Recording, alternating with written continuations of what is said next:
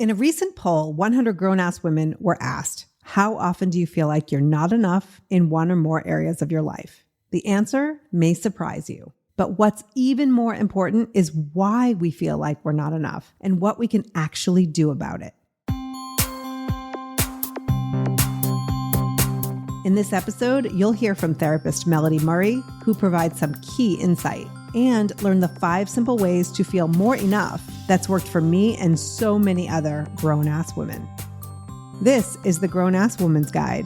I'm your host and guide, Jackie McDougall. Menopause is unavoidable, but suffering? Yeah, that's optional.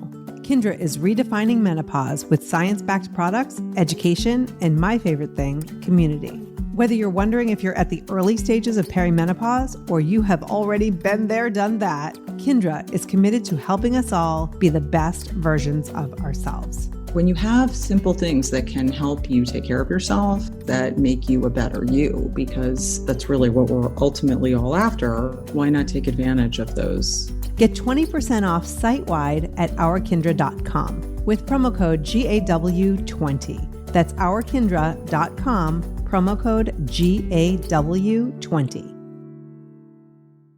In the Grown-Ass Woman's Guide recent poll of 100 women, 44% say they feel not enough often or all the time. Let me just say that again. 44% of women say they feel not enough often or all of the time. We're talking about areas like relationships, taking care of kids or aging parents, career, health, appearance, including weight and aging. But why is it that we feel not enough? I think there are a variety of reasons why we don't feel that we are enough. Just the anxiety of going from day to day and not feeling pretty enough or thin enough or tall enough or smart enough, successful enough, rich enough, not black enough, not white enough. I think that there is that hunger in our society that, I don't know, fueled by capitalism, I have no idea. Fueled by patriarchy, maybe, not sexy enough, but yet you're not supposed to be sexy, but you have to be sexy, but not have sex. That anxiety, the insecurities, I think that there's just so much going on that you have to be really careful that you don't fall down the drain of, what people are trying to sell you.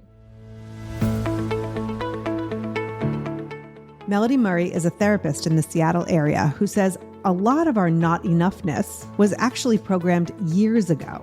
That sense of security and confidence needs to be instilled in us very early on so it sticks.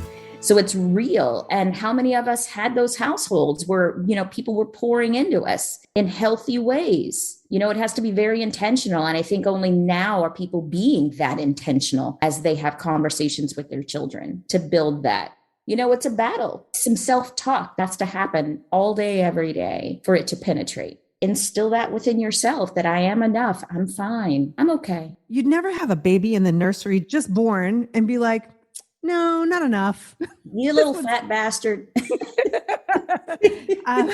At what point are our needs an inconvenience or not good enough? Something happens around middle school. Something happens then that I think shifts, especially young women coming into their own and wanting to be attractive to other people, wanting to be accepted by other people, which if you don't accept yourself, you're always going to be on shaky ground with other people. I think that it's a really important thing to understand what is it that we give off, especially when it comes to children. What do we give off?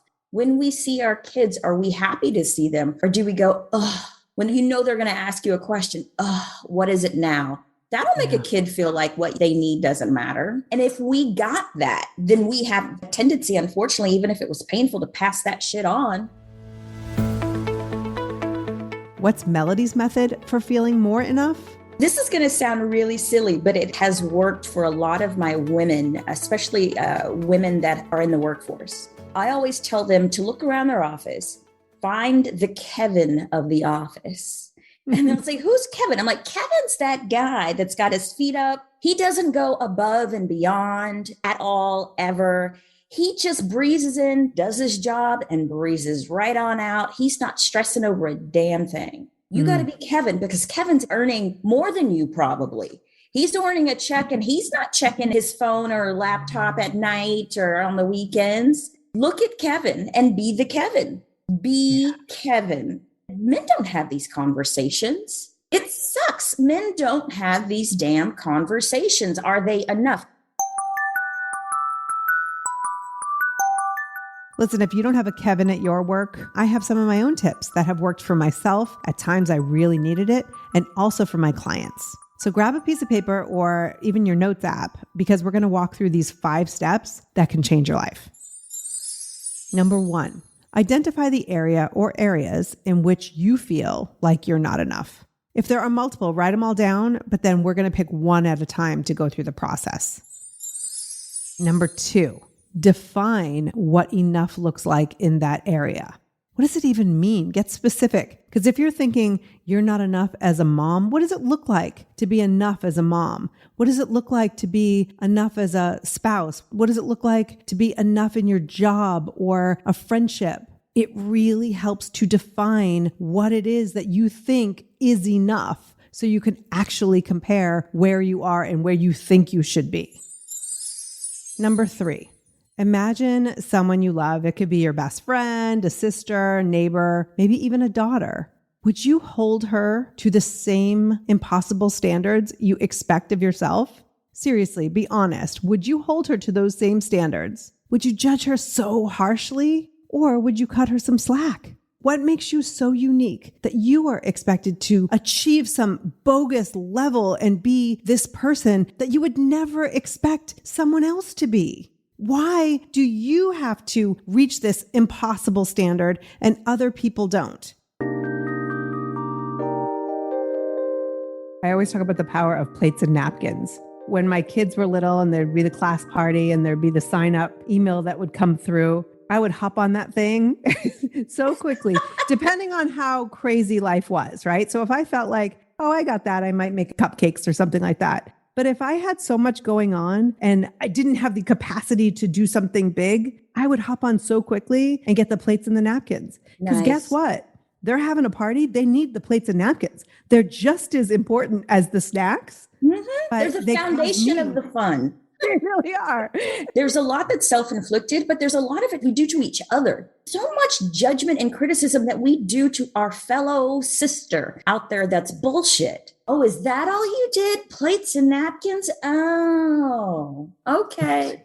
That's how much you love your kid. I brought blah, blah, blah. Keep your shit to yourself. I'm not giving you a standing ovation. If there was more just acceptance of being a regular person without going above and beyond, because what you're doing is you're shaking your shit on somebody else. And if we all did that more often, I mean, it's a ripple effect. Oh yeah, I forgot to do that. Oh, I forgot that too. Okay, I don't feel so bad. Let's go to number 4. Who is determining your enoughness or not enoughness? I was doing EMDR recently, and I'm going to do a whole episode on that later, but it's this really powerful process in therapy that helps you sort of like reprogram some traumatic events that may have happened in your life. And I was doing this, and this vision sort of popped into my head. Now, there's this light show in Paso Robles, California, where it's just all these colored lights and it's acres and acres. And all you could see as far as you can look ahead is just these beautiful, beautiful lights. And so I had this vision while I was doing EMDR that it was like that, but it was all people, just people for acres and acres. And what was really interesting is there were people with red boxes over their heads and people with green boxes over their heads. And the red box people were people who had been hurt, who had gone through their own trauma, right? But they hadn't taken the steps to heal or evolve or move forward. So they're sort of living in that pain. And in that pain comes judgment and anger and so many other emotions. Now, the green box people, maybe they've been through their own share of pain and trauma, like the red box people. But these are people who have really committed to themselves and to their healing. They really care for themselves. They care about other people. They find value in who they are. So here's my question. Who do you look to when it comes to determining your enoughness? Are you spending all your time listening to the red box people and their opinions? By the way, there's a reason that there's a phrase that says hurt people, right? Or are you turning to green box people, those who maybe have gone through their own healing, who may give you some constructive insight, but aren't necessarily looking to hurt you or to criticize you. Now, I'm not saying every one of the people with the red box over them are intending to be hurtful. They're just people with their own experiences and their own programming like we've gone through. But when we put our own value in the comments of other people, how can we not feel like we're not enough, especially when that person hasn't even gone through their own healing journey? From whom are you looking for feedback in your life? Is it someone where you should really be taking that feedback? And by the way, whether it's a red box person or a green box person, the person you should be listening to is you. So number 5, you can pause for a minute if you need to do this one, but imagine for a moment that you are enough right now. You can close your eyes, not if you're driving, of course, and envision yourself, no matter where you are in your life, no matter what's going on, no matter the noise and the clutter that's happening outside of you. Just be quiet with yourself and say to yourself, I am enough just as I am right now. I want you to sit in that. See how that feels. You can just imagine it. You can think it. You can say it out loud. I am a human being doing the very best I can, and that's enough. I am enough. What does that feel like for you? How would your life look if you stopped and you reminded yourself every day, just for 5 seconds, 10 seconds, 30 seconds, 5 minutes? I am a human being doing the very best I can, and that's enough. I am enough. We all have thoughts of not enoughness, but your thought is just that. It's a thought. It doesn't make it true. But string enough thoughts together repeatedly over and over again, and it will become a belief. And when you believe something, your actions follow. Believe you're not enough, you behave like someone who's not enough. If you believe you are, your actions will follow that. We have so much more impact on the outcome in our lives than we could even realize. But it all starts with changing that thought, one thought at a time. I can pretty much guarantee that there's no one in the world judging you as harshly as you judge you. What if you were to give yourself a little break and start to show yourself more compassion and understanding? Because you are enough. You don't have to accomplish anything or achieve anything to be enough. You just are. While some people connect enoughness to worthiness, I see them as very different concepts. By definition, enough is sufficient, all that is required, needed, or appropriate. As an adjective, worthy is having worth, merit, or value. So while maybe you don't feel like you're enough at work or at home or with friends, it doesn't mean you don't feel worthy of that job, that family, the relationships. So let's go back to the survey. I asked the same 100 women, when you think about the life of your dreams, how worthy do you feel in receiving it? They rated 1 through 5, 1 being not worthy at all, and 5 being the most worthy.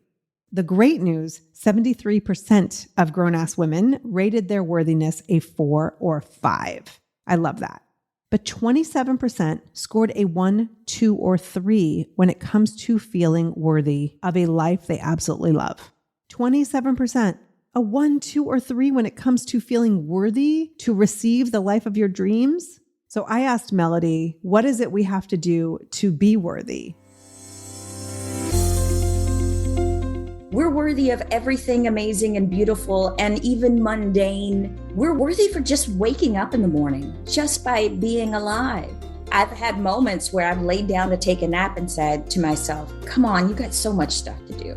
And then I'll say, but Melody, you have a right to rest. You need to rest. Your body is saying it's tired. Listen to your body. And so all those things that we would say to our friends, we have to say, wait a minute, am I going to be my friend first? Got to be your best friend first. And that means loving on yourself, even when you don't want to, even when it's against your nature. That is something that has to be adopted. Feeling like we're enough and worthy of so many good things life has to offer is absolutely an inside job. Journaling, meditation, getting out into nature, just engaging in activities that connect us back to ourselves is so important. But all of it starts with how we talk to ourselves. I think that, we need to take those pauses to just go, wait a second. Is this helping me? Whenever I'm talking shit about myself, how does that help me feel good? If whatever I'm thinking or saying does not help me feel like a calmer, happier, more confident person, then I need to say something different.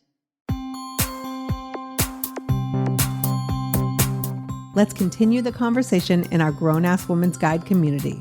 Visit grownasswoman.guide/group to join.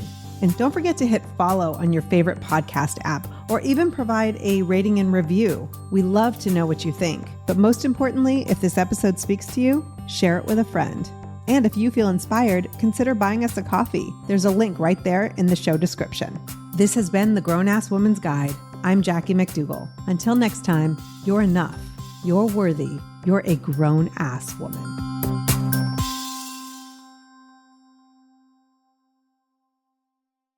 Spring has sprung, and with the change of seasons, sometimes comes an increase in vitality. If you're feeling in the mood for a little more personal time, may I suggest Coconu. Coconu is all about providing clean and natural ingredients when you're enjoying your most intimate moments, with or without a partner. Naturally safe products developed by people who are obsessed with quality. Get 15% off with promo code GROWNASS at grownasswoman.guide/Coconu. That's 15% off with promo code GROWNASS at grownasswoman.guide/Coconu.